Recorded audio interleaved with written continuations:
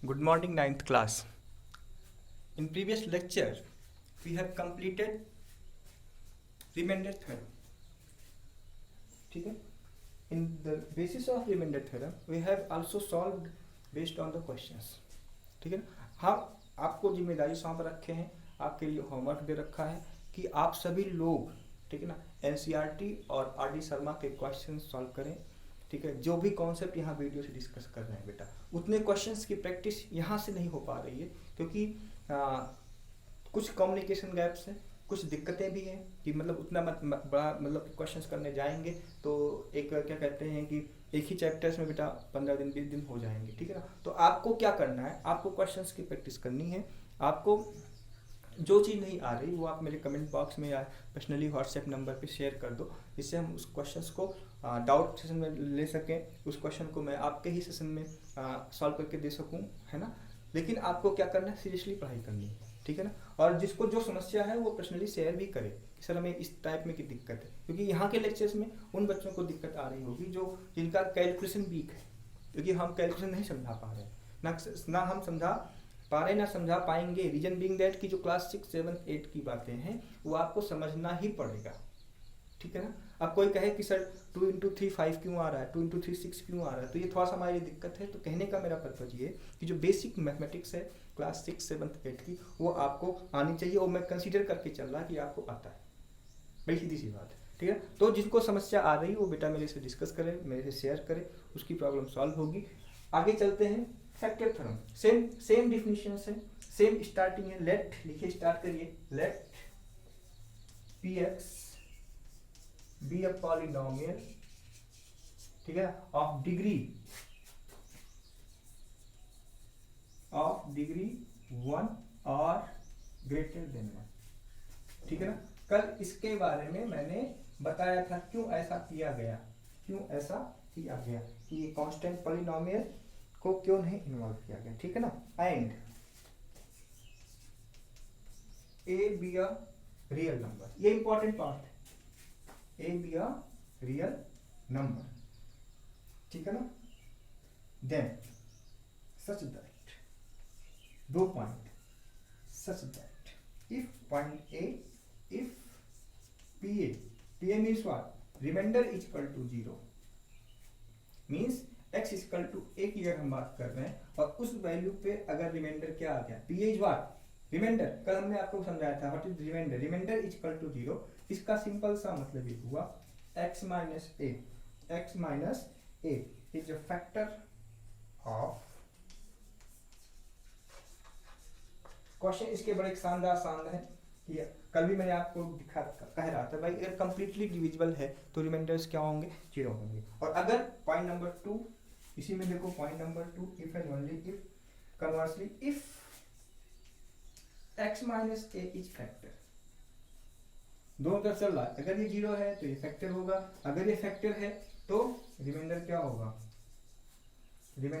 बच्चे 0. That is remainder will be, इतनी सी बात है, रिमाइंडर विल बी 0. तो आई थिंक सो दैट कि आप सभी लोग रिमाइंडर्स निकालना सीख लिया होगा बाय रिमाइंडर थ्योरम्स. ठीक है ना. ठीक है, अगर रिमाइंडर 0 होगा तो मान लो x इक्वल टू a पे रिमाइंडर क्या हुआ, 0 हुआ, तो x माइनस a क्या होगा, फैक्टर होगा. और अगर x माइनस a फैक्टर है, क्वेश्चन में अगर दिया होगा x माइनस a फैक्टर है, तो रिमाइंडर क्या होगा बच्चे, रिमाइंडर क्या होगा, 0 होगा. तो ये बेसिक डिफिनेशन है फैक्टर्स थ्योरम की. अभी क्या करना है, हम लोगों को क्वेश्चन करना है. ठीक है, बेस्ड ऑन फैक्टर थ्योरम्स. ठीक है, जिससे बहुत ही आसान है, कोई दिक्कत नहीं है आप लोगों के लिए. आपको मैं समझा दे रहा हूँ, आपको मैं बता दे रहा हूँ कि क्वेश्चन कैसे करोगे. उस बेस पे क्वेश्चन आप करिए, और जो नहीं आए बच्चे वो मेरे से पूछिए. बहुत ही इंपॉर्टेंट सेशन चल रहा है पॉलिनोमियल का, यहाँ से भी क्वेश्चन उठने वाले हैं. उसके बाद सीधे हम ज्योमेट्री में चलेंगे. ठीक है ना, उसके बाद हमारे पास कुछ है नहीं. ठीक है, पॉलिनोमियल्स के बाद हम सीधे कहाँ चलेंगे बच्चे, ज्योमेट्री में. मीन्स हम कोऑर्डिनेट ज्योमेट्री भी डिस्कस करेंगे. एक हमारे पास लीनियर पेयर इक्वेशन 2 वेरिएबल्स का भी कॉन्सेप्ट है, वो डिस्कस करना है. उसके बाद सीधे हम ज्योमेट्री में डिस्कस करना होगा. ठीक है ना. तो आपके लेवल में जहाँ तक की बात कर रहा हूँ वहां तक आप क्वेश्चन सॉल्व करो, और नहीं आए तो पूछो. देखिए क्वेश्चन हमारा ये है, प्रूव दैट PT का मतलब prove that x minus 3 is factor of polynomial px equal to X cube minus, लिखिए X cube minus 3x square plus 4x minus 12। अगर देखिए इसके सोल्यूशन की बात करें, अगर ये फैक्टर है तो रिमाइंडर क्या होगा 0। Since if x minus 3 is a factor, आप ऐसे देखो इज अ फैक्टर, देयरफॉर लिखना है ऐसे रिमाइंडर विल बी बोलो रिमाइंडर विल बी, किससे डिवाइड कर रहा हूं x माइनस 3 इक्वल टू 0, तो यहां से x की वैल्यू क्या मिली मुझे 3, तो रिमाइंडर क्या होगा, कल का कॉन्सेप्ट रिमाइंडर क्या होगा P3 होगा कि नहीं होगा बोलो।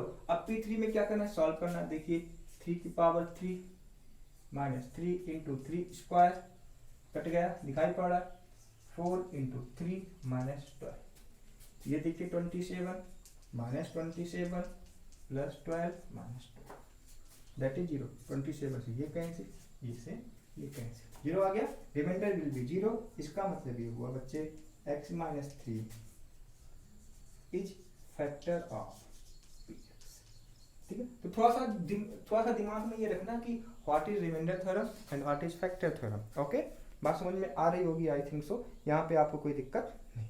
आप क्वेश्चन कर लो, दूसरे क्वेश्चन की बात कर रहे हैं, ठीक है ना।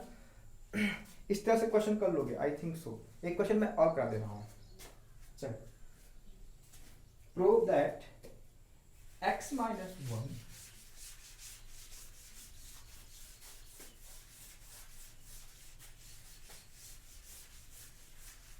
x minus 1 is a factor of, देखिए अच्छा क्वेश्चन है, x minus 1 is factor of, prove करना है इज फैक्टर ऑफ x की पावर 10, देखिए आप यहाँ पे x की पावर 10 माइनस 1 एंड x की पावर 11 माइनस, दोनों के हमें चेक करने हैं, ठीक है ना। तो कैसे चेक करो, देखिए फैक्टर है यहाँ, वही चीज इफ x माइनस 1 फैक्टर है इज फैक्टर, तो फैक्टर है तो रिमाइंडर क्या होगा, देयरफॉर लिखना पड़ेगा, बार बार लिखना पड़ेगा, 2-3 बार लिखोगे तो चीजें अपने आप दिमाग में सेट हो जाएंगी। रिमाइंडर विल बी, बोलो बच्चे 0, रिमाइंडर विल बी 0 हुआ तो पहले के लिए, इसके लिए डिस्कस करेंगे, इसके लिए f(x) इक्वल टू क्या, x की पावर 10 माइनस 1, तो रिमाइंडर क्या होगा f1, x minus 1 equal to 0, x equal to 1, तो रिमाइंडर क्या होगा x इक्वल टू 1, मतलब क्या होगा 1 की पावर 10 माइनस 1। अब 1 की पावर कुछ भी हो एक्सेप्ट इन्फिनिटी, ये डिफाइन नहीं बच्चे, ठीक है ना। 1 की पावर इन्फिनिटी इसे हम बोलते हैं इनडिटरमिनेट, इसको हम डिफाइन नहीं कर सकते, ठीक है। डिटर फॉर्म बोलते हैं इसको, आगे आप आगे पढ़ोगे, ये आपके सिलेबस की बात नहीं है, लीव इट। तो ये क्या होगा 1 माइनस 1 फैक्टर दिखा। दूसरे की बात कर लें, f(x) इक्वल टू x की पावर 11 माइनस 1 क्या देगा, f(1) इक्वल टू 1 की power 11। In both cases remainder is 0, therefore we can say that x minus 1 is a factor of this, ठीक है। आइए एक और क्वेश्चन करेंगे, इसी के साथ हमारा चैप्टर जो है वो कंप्लीट हो रहा है। एक कॉन्सेप्ट बच रहा है कि भाई पॉलिनोमियल का फैक्टराइजेशन कैसे करेंगे, रिमाइंडर थ्योरम, और इसके बेसिस पे वो हम आपको कल डिस्कस करेंगे। पहले इस आप क्वेश्चन करो, फाइंड द वैल्यू ऑफ के, क्वेश्चन दूसरा हमारा है उसी पे, फाइंड के if x plus 3 is factor of 3x square plus kx plus 6।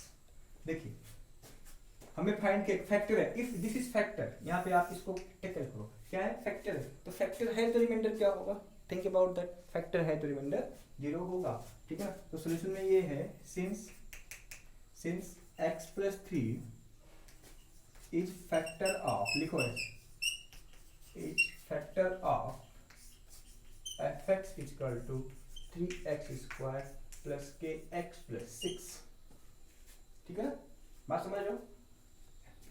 Therefore remainder will be 0, that is अगर हम यहाँ बात करें तो x plus 3 equal to 0, x equal to क्या आएगा -3, remainder will be 0, that is f minus 3 equal to 0, ठीक है ना। वैल्यू पुट अप कर दो, 3 माइनस 3 का square plus K into -3 plus 6 equal to 0, solve करो, 3 3 जा 9 3 जा 27 minus 3k plus 6 equal to 0। यहाँ देखिए सही है ना, 3k इक्वल टू क्या हो जाएगा, यहाँ देखो इधर गया 7 7 13 2 1,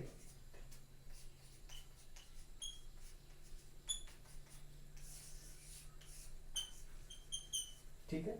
आई होप आपको इस तरह के क्वेश्चंस आपको देखने को मिलेंगे, तो देखने को मिलेंगे तो आपको क्वेश्चंस करना पड़ेगा। आई होप आप लोगों को ये चीज़ समझ में आई होगी, इसके बेसिस पे आप लोग क्वेश्चन करें, जो नहीं आए वो मेरे से पूछ, ठीक है ना। आज के लेक्चर में क्या क्या कंप्लीट हो रहा है, मैं कल और आज के लेक्चर को ऐड कर रहा हूँ, थोड़ा सा स्पीड तेज करनी पड़ेगी क्योंकि सिलेबस भी दिसंबर या जैन तक कंप्लीट करना है, तो स्पीड देना पड़ेगा आपको भी और हमें। तो पहले लेक्चर्स में हमने, कल के लेक्चर्स में क्या कहते हैं कि factor theorem, sorry remainder theorem पे क्वेश्चन सॉल्व करके बता दिया कि कैसे सॉल्व करना है, कैसे क्वेश्चंस आने वाले हैं। दूसरा, आज के लेक्चर में मैं फैक्टर थ्योरम कंप्लीट कर रहा कि किस प्रकार से क्वेश्चंस फैक्टर थ्योरम्स क्या है और किस प्रकार के क्वेश्चन फैक्टर थ्योरम्स में आते हैं, मतलब दोनों तरफ से मैंने बात कर दी। अगर रिमाइंडर 0 फैक्टर होगा, फैक्टर है तो रिमाइंडर 0 होगा, ठीक है ना। तो इस पे आप क्वेश्चन करिए। एक क्वेश्चन छूट रहा है, एक टाइप का क्वेश्चन छूट रहा है, वो हम कभी बाद में डिस्कस कर लेंगे, ठीक है ना। कल से हम फिर नया चैप्टर डिस्कस करने वाले हैं जिससे कि सिलेबस आगे चले, ठीक है ना। आपको क्या करना है, क्वेश्चन सॉल्व करना है, नहीं आएगा तो मेरे से पूछना है, ठीक है ना। ये आपकी अपनी खुद की रिस्पॉन्सिबिलिटी है। Those question we have facing problems to yourself, discuss with sir, ठीक है ना। क्योंकि सर के पास नहीं आओगे, सर से नहीं पूछोगे तो सिंपली सी बात है कि आपकी प्रॉब्लम ऐसे एज इट इज बनी रहेगी, ठीक है ना। तो बी ऑनेस्ट, ठीक है ना। हम ऑनेस्टली आपसे बात भी कर रहे हैं, ऑनेस्टली आपसे पूछ भी रहे हैं कि आप ऑनेस्टली क्वेश्चंस करो, ऑनेस्टली सॉल्व करो चीज़ों को, और जो नहीं है वो ऑनेस्टली मेरे से पूछो कि सर मैं एक क्वेश्चन कर रहा था, ये मैं पढ़ रहा था, ठीक है, ये समस्याएं आ रही हैं, आप प्लीज़ इसको समझा दो, ऐसा कर दो, ऐसा कर दो, ठीक है। तो ये आपकी अपनी जिम्मेदारी है, करोगे तो अच्छे से आपको अच्छा रिजल्ट मिलेगा, आपको अपने आप में चेंजिंग देखने को मिलेगी, आप में इम्प्रूवमेंट देखने को मिलेगा। अगर आप ऐसा नहीं करते हो तो आप में जैसे हो ऐसे बने रहोगे, कोई इम्प्रूवमेंट नहीं आएगी। And the one thing is very important कि at the end of the session आप अपने आप को फ्रस्ट्रेशन की स्थिति में देखोगे, आप अपने आप को इस स्थिति में देखोगे कि हम पूरे के पूरे साल में कुछ नहीं सीखा। तो बेटा जो भी सवाल, जो भी क्वेश्चन, जो भी कॉन्सेप्ट क्लास में चल रहे हैं उसको आपको ऑनेस्टली पढ़ना है, ऑनेस्टली देखना है, ऑनेस्टली समझना है, ऑनेस्टली क्वेश्चंस करने हैं। नहीं आना है, नहीं समझ में आ रहा है तो सर से ऑनेस्टली बात करनी है, ठीक है ना। तो ये आपके लिए काम है, आप करो, नहीं आए तो मेरे से डिस्कस करो। थैंक यू बच्चे।